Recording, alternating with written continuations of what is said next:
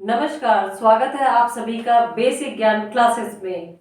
अपनी बढ़ती हुई क्लासेस को आगे बढ़ाते हुए आज हम लोग फिर से मैथ का एक नया चैप्टर स्टार्ट करेंगे जिसका नाम है प्रॉफिट एंड लॉस।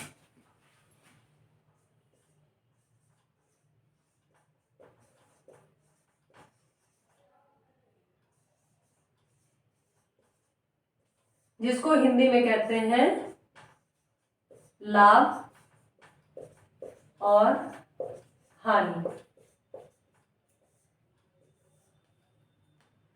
लाभ और हानि होता क्या है, सबसे पहले इस चीज को हम समझ लेते हैं।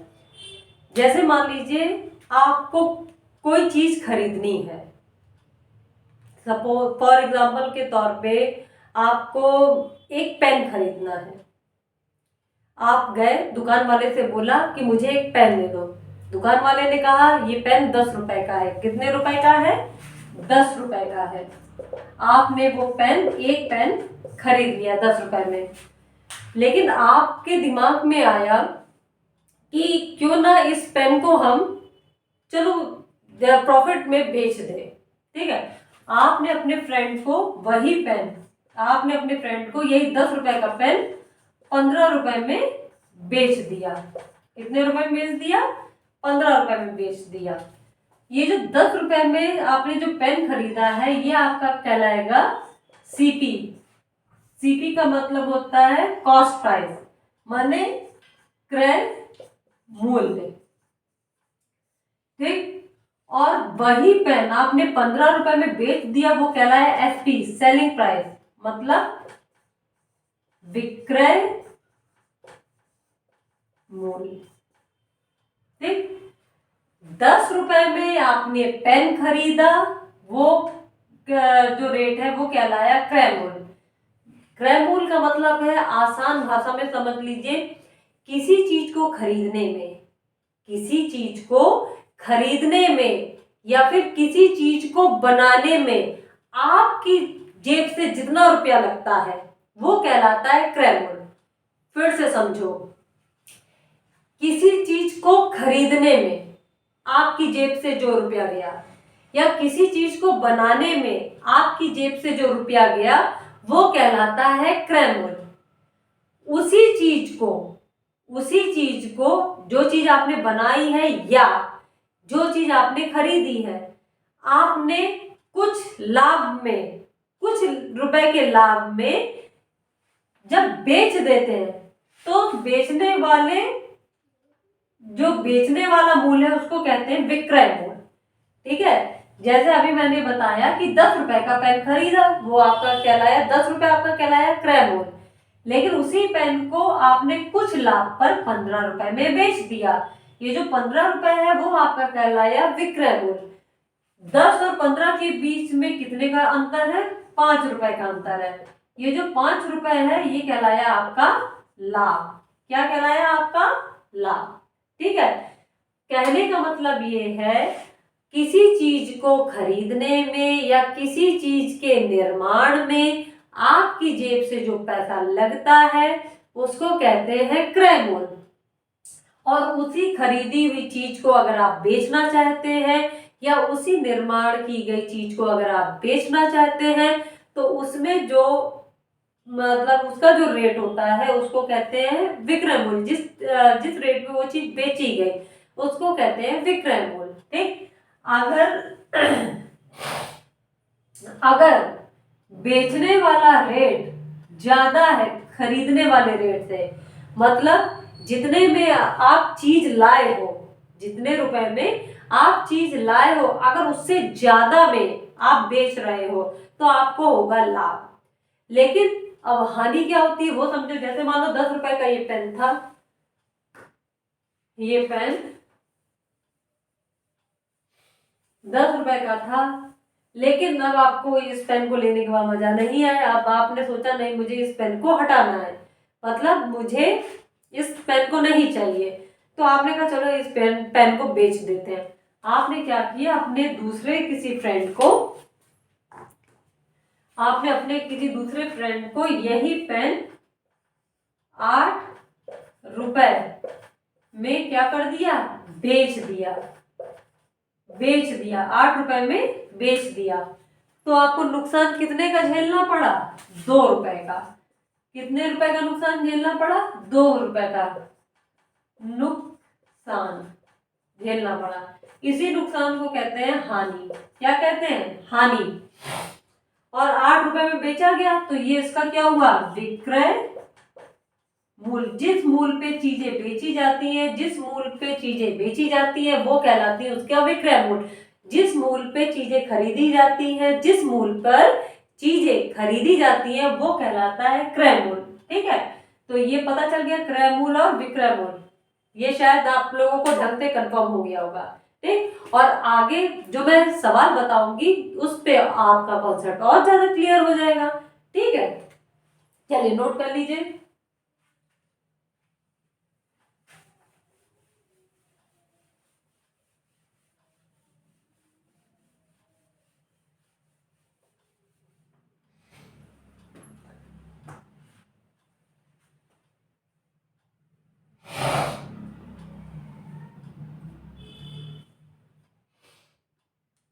चलिए आगे बढ़ते हैं। देखिए, कभी भी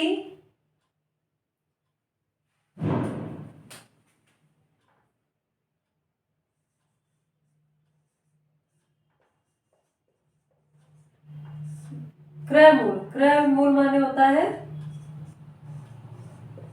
खरीदने वाला रेट।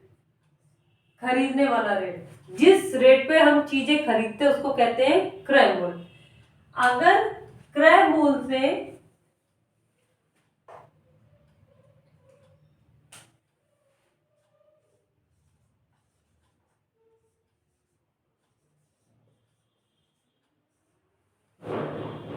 विक्रय मूल्य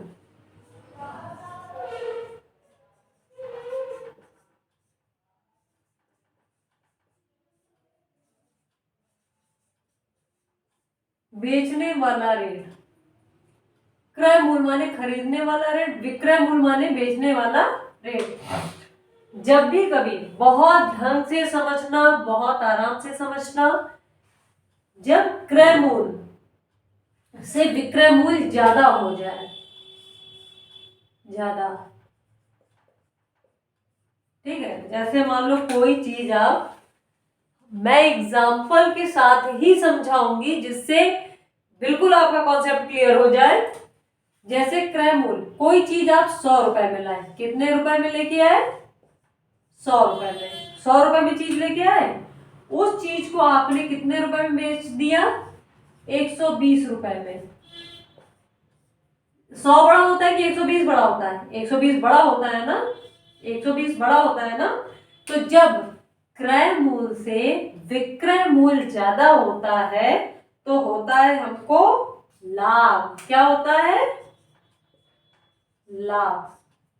ठीक, जब क्रय मूल्य से विक्रय मूल्य माने बेचने वाला रेट ज्यादा होता है तो होता है लाभ। ठीक, लेकिन जब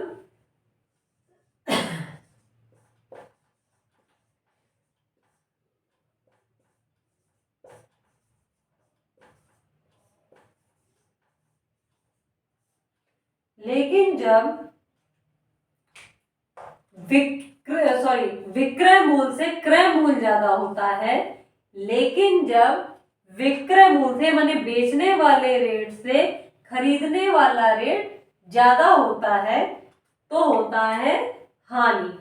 क्या होता है? हानि। जैसे मान लो अभी मैंने बताया कि हम 100 रुपए की कोई चीज लेके आए हैं, 100 रुपए, हम 100 रुपए की कोई चीज लेके आए, लेकिन हमको वो चीज 80 रुपए में बेचनी पड़ी। 100 रुपए की चीज थी, हमको 80 रुपए में बेचनी पड़ी, तो घाटा में कितने रुपए का हुआ है? 20 रुपए का। कितने रुपए का हुआ? 20 रुपए का हुआ है। तो जब क्रय मूल्य की वैल्यू विक्रय मूल्य की वैल्यू से ज्यादा होती तो हमको होती है हानि। जब क्रय मूल्य की वैल्यू विक्रय मूल्य से कम होती तो हमको होता है लाभ। इस चीज को नोट जरूर कर लीजिए, नोट कीजिए।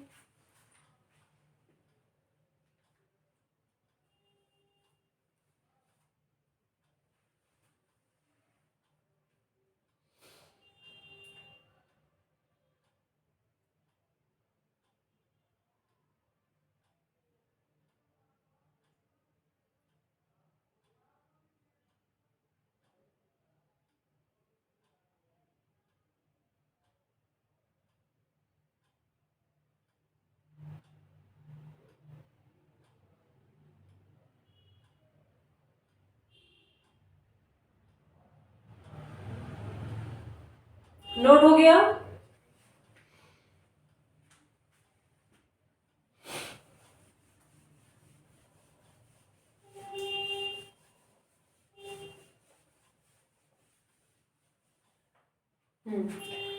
वैसे तो देखिए, ये जो क्लासेस है ये उन बच्चों के लिए भी बहुत ज्यादा बेनिफिशियल है जो क्लास 6 से 12 तक के हैं। ये उनके लिए भी बहुत ज्यादा बेनिफिशियल है जो कंपटीशन एग्जाम की तैयारी कर रहे हैं। ये क्लासेस दोनों के हिसाब से बनाई गई हैं।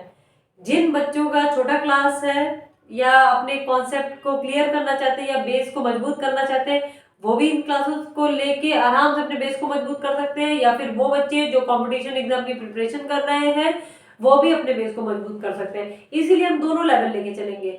मेन ये है कि जो 6 to 12 तक के बच्चे हैं उनको पूरा सूत्र के हिसाब से करके देना पड़ेगा, तब जाके एग्जामिनर उनको नंबर देगा या तब जाके टीचर उनको नंबर देगा।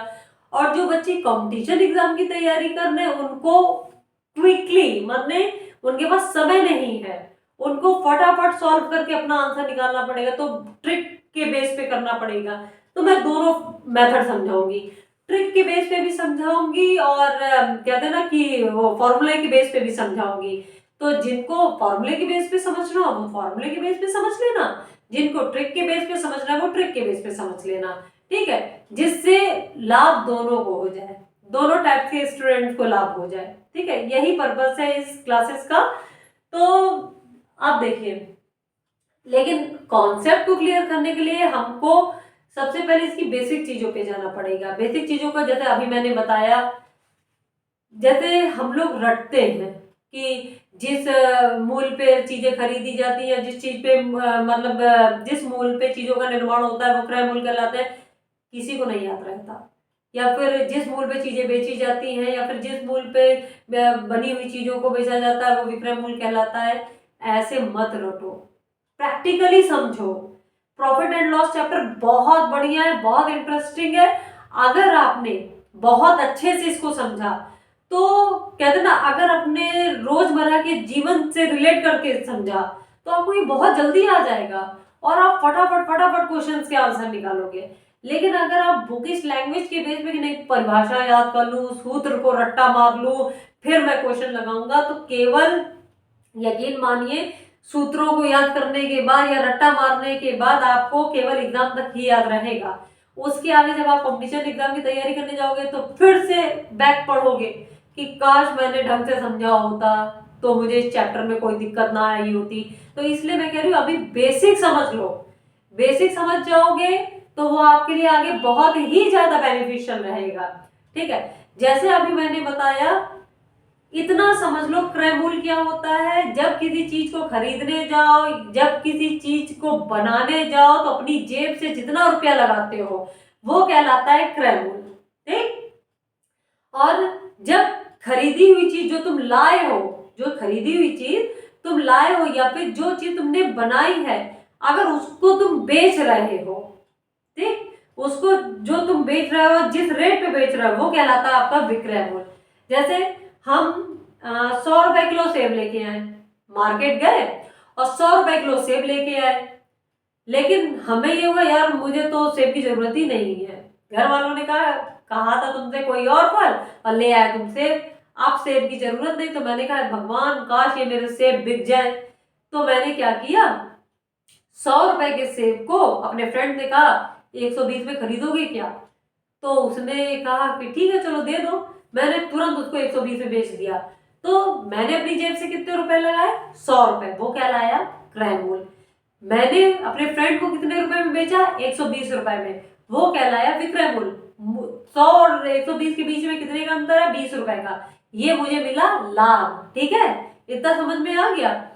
दूसरे तरीके से समझिए कि जैसे हम 100 रुपए के सेब लेके आए थे, मुझे घर वालों ने कहा कि सेब नहीं चाहिए, तुमसे मंगाया केला, लेके चले आए हो सेब। तो मैंने कहा कि अच्छा ठीक है, चलो मैं बेच के आता हूँ। मैंने अपने फ्रेंड से बोला कि तुम सेब लोगे, लेकिन उसका लेने का मन नहीं, कि कहते हैं यार नहीं नहीं मुझे कोई ज़रूरत नहीं है। तो हमने कहा नहीं भैया प्लीज़ ले लो, सही रेट में लगा देंगे। तो उसने कहा कितने में लगाओगे, तो बोला तुम बताओ कितने में लगा देंगे। कहता 80 में लगाओगे। अब मैंने कहा यार 100 रुपए के सेब लेके आए हैं हम, और कह रहा है कि 80 में लगाओगे, तो अब भाई मुझे तो ज़रूरत है नहीं, तो देना मजबूरी है। तो मैंने कहा चलो ठीक है तुम ले लो 80 में। 100 रुपए के खरीदे हुए सेब को मैंने कितने रुपए में बेचा, 80 रुपए में।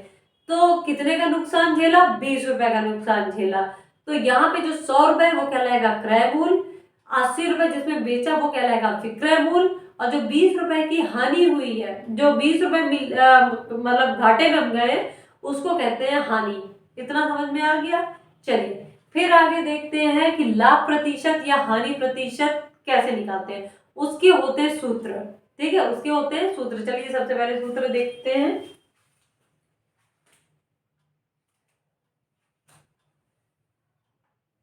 सबसे पहले कुछ पॉइंट्स हैं उनको नोट कर लो। पॉइंट नंबर 1 है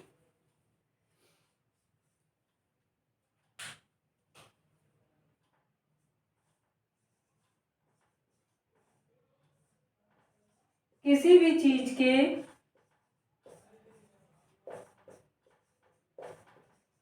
लेन देन में,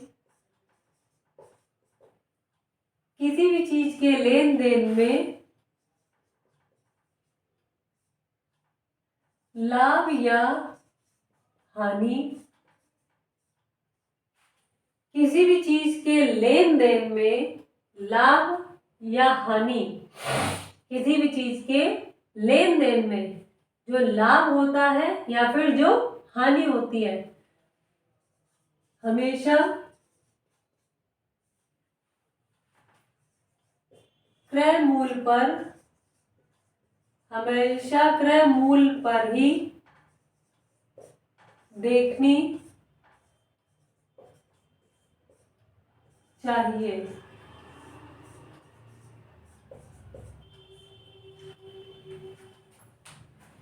किसी भी चीज के लेन देन में, किसी भी चीज के लेन देन में लाभ हो रहा है या हानि हो रही है, लाभ हो रहा है या फिर हानि हो रही है, हमेशा क्रय मूल्य पर ही देखनी चाहिए। किस पे देखनी चाहिए, क्रय मूल्य पे देखनी चाहिए। क्रय मूल्य पे देखोगे तभी, मतलब ये मान के चलो कि 99% तुम्हारा आंसर सही आ जाएगा। हमेशा लाभ या हानि हमेशा क्रय मूल्य में देखनी चाहिए। क्योंकि क्रय मूल्य पे इसलिए देखनी चाहिए कि जो जेब से पैसा गया है उसी के बेस पे तो हम समझते हैं कि नहीं हमको मुनाफा हुआ है कि लॉस हुआ है। ठीक है, अब जो जेब से पैसा जाता है उसको हम जानते हैं कि क्रय मूल्य कहते हैं। तो क्रय मूल्य पर ही हमेशा लाभ या हानि देखनी चाहिए। सेकंड पॉइंट है, सेकंड पॉइंट है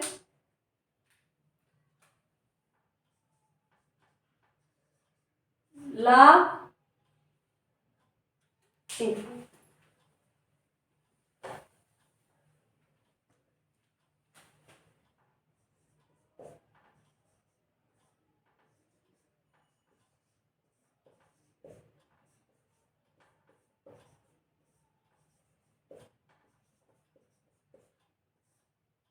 लाभ प्रतिशत निकालना, लाभ प्रतिशत निकालना।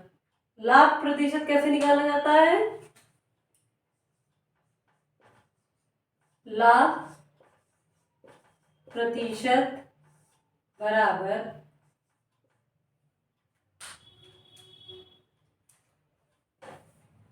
लाभ प्रतिशत बराबर लाभ बटे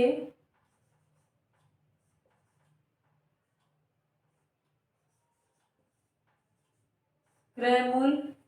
लाभ प्रतिशत बराबर लाभ बटे क्रय मूल्य गुणे 100। ठीक है, उसके बाद है हानि प्रतिशत कैसे निकालते हैं।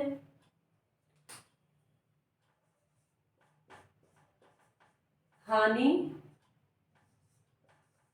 प्रतिशत, हानि प्रतिशत कैसे निकालते हैं। सबसे पहले जितने की हानि हुई है वो लिख देते हैं ऊपर, जितने की हानि हुई है वो ऊपर लिख देते हैं, बटे क्रय मूल गुणे 100। ठीक, ये तरीका होता है लाभ प्रतिशत और हानि प्रतिशत निकालने का। ये तरीका होता है लाभ प्रतिशत या फिर हानि प्रतिशत निकालने का।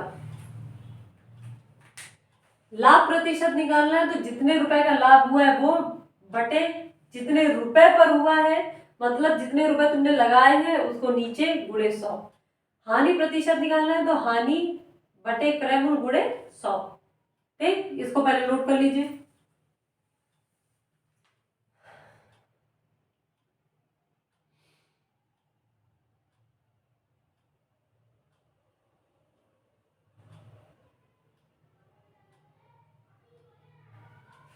हो गया, चलिए आगे बढ़ते हैं।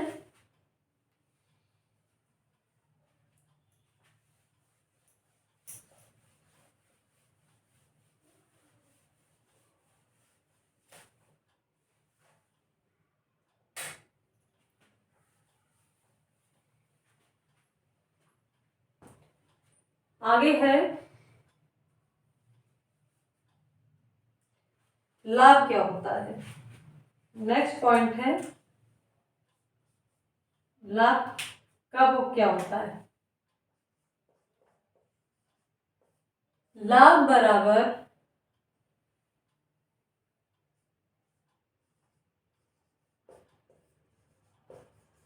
विक्रय मूल माइनस क्रय मूल।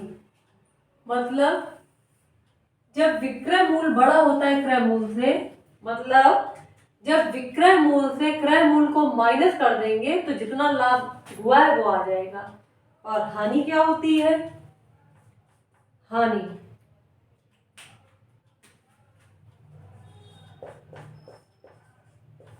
हानि बराबर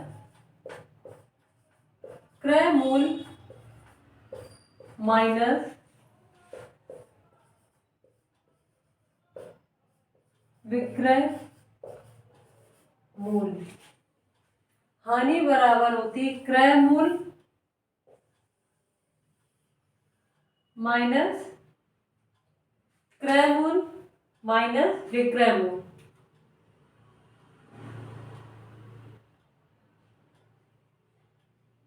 ठीक है, नोट कर लीजिए। ठीक है, इसमें केवल इतना समझना है। चलिए अब हम बढ़ते हैं प्रश्नों पर। जब प्रश्न करेंगे तो ये चैप्टर और ज्यादा अच्छे से आपको समझ में आएगा। ठीक है, तो समय ना बर्बाद करते हुए चलिए इसके कुछ प्रश्न करते हैं। प्रश्नों को करने में विश्वास मानिए बहुत मजा आएगा, क्यों, लेकिन इन प्रश्नों के जो उत्तर हैं उनको प्रैक्टिकली या अपने व्यवहारिक जीवन से जोड़ के देखना या प्रैक्टिकली होके सोच के देखना, तब आपको ज्यादा चीजें समझ में आएंगी। लेकिन अगर केवल कहते हैं ना सूत्रों के बेस पे समझोगे तो हो सकता है कम समझ में आए, लेकिन व्यवहारिक जीवन से रिलेट करके जोड़ के अगर समझोगे तो शायद चीजें ज्यादा समझ में आएंगी आपको। ठीक है, जैसे पहला प्रश्न है कि किसी वस्तु को 600 रुपए में खरीदा गया। जैसे कोई वस्तु है, मान लो एक किताब है, एक किताब खरीदी गई कितने रुपए में। एक किताब खरीदी गई 600 रुपए में। कितने रुपए में 600 रुपए में।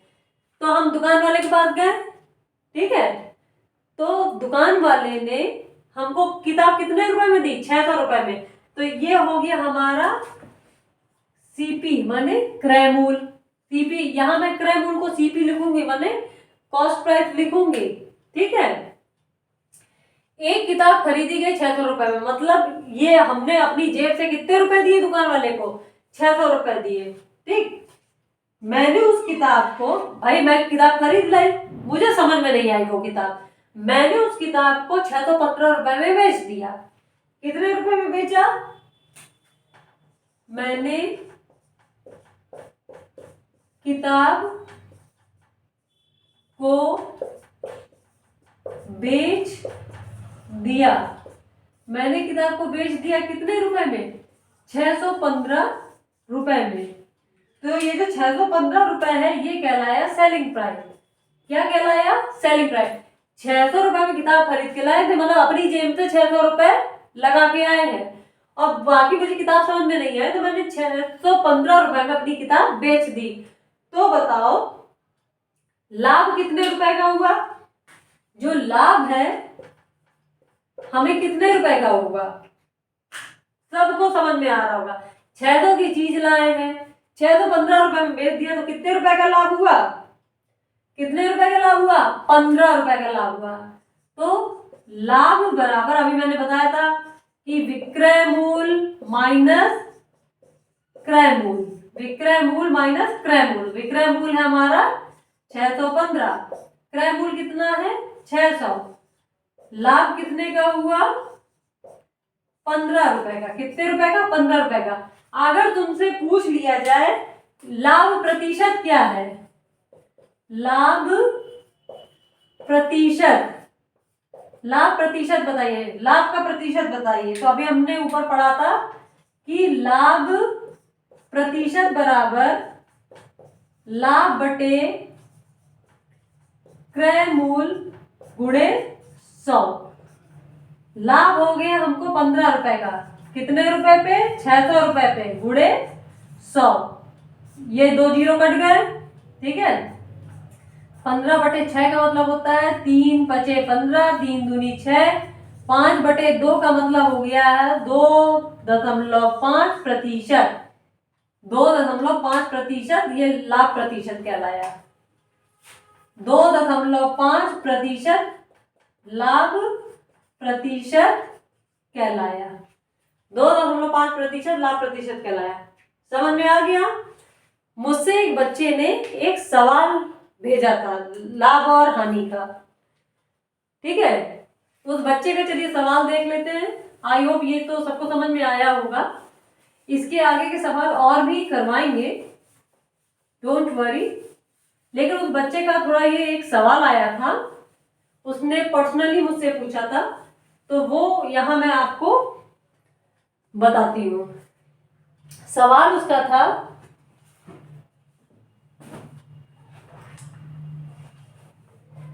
कि रहमान 2 क्रिकेट बैट 5600 और 2400 में खरीदता है। देखिए इधर देखिए सब लोग, एक लड़का है रहमान, पहला बैट, दूसरा बैट, बैट बैट, पहला बैट वो कितने रुपए में खरीदता है, खरीदता है माने क्रय मूल, खरीदता है का मतलब हो गया क्रय मूल। पहला बैट उसने खरीदा 5600 रुपए में, दूसरा बैट कितने रुपए में खरीदा, उसका क्रय मूल है 2400 रुपए। कितना है 2400 रुपए। वह पहले बैट को 15% लाभ पर, पहले वाले बैट को 15% लाभ पर बेचता है और दूसरे वाले बैट को 5% हानि पर बेचता है, ठीक है।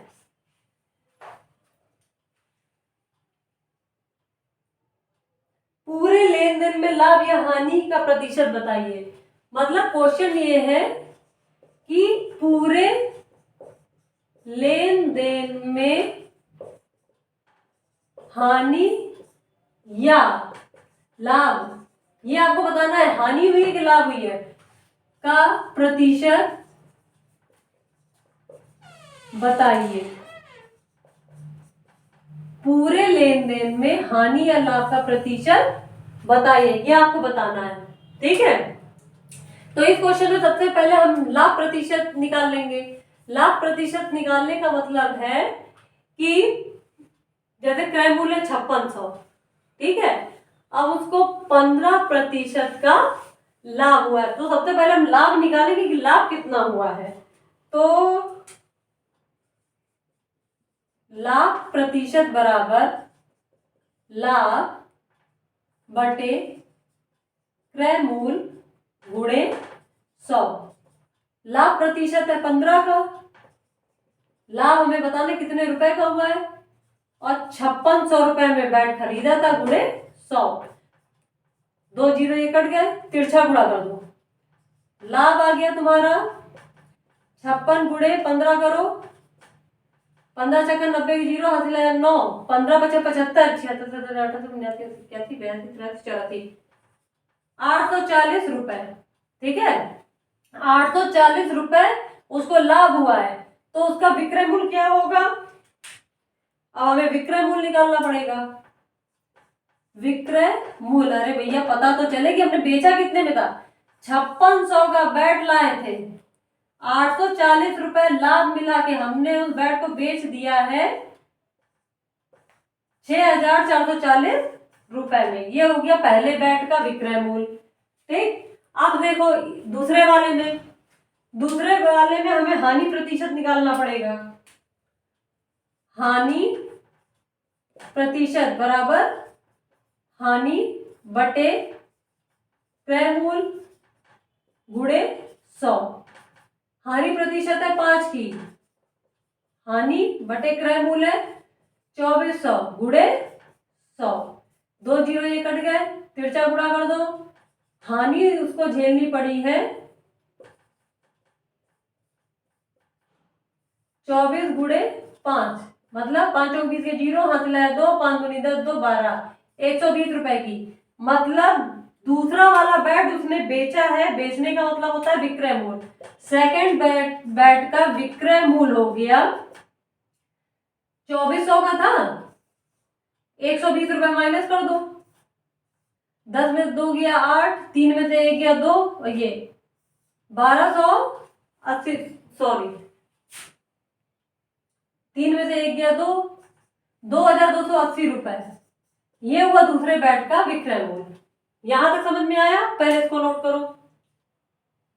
अभी केवल मैं ऊपर वाले को मिटा दूंगी, अभी क्वेश्चन खत्म नहीं हुआ है।